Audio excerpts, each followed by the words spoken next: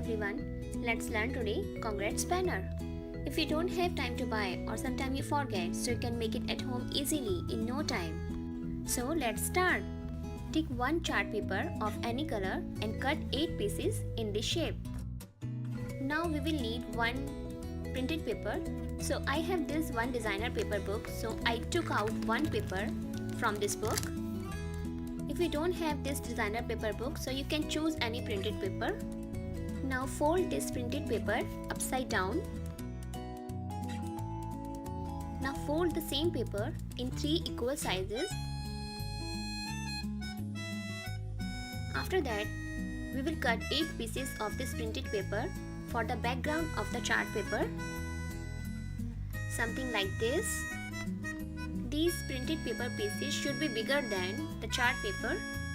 Now you can see we have cut 8 pieces of this printed paper for background. Now we will stick green chart paper on that printed paper from glue.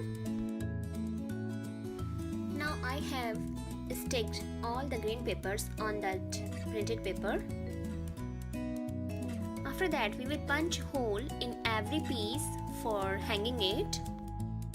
Now we will need one golden lace, or you can take any string of your choice.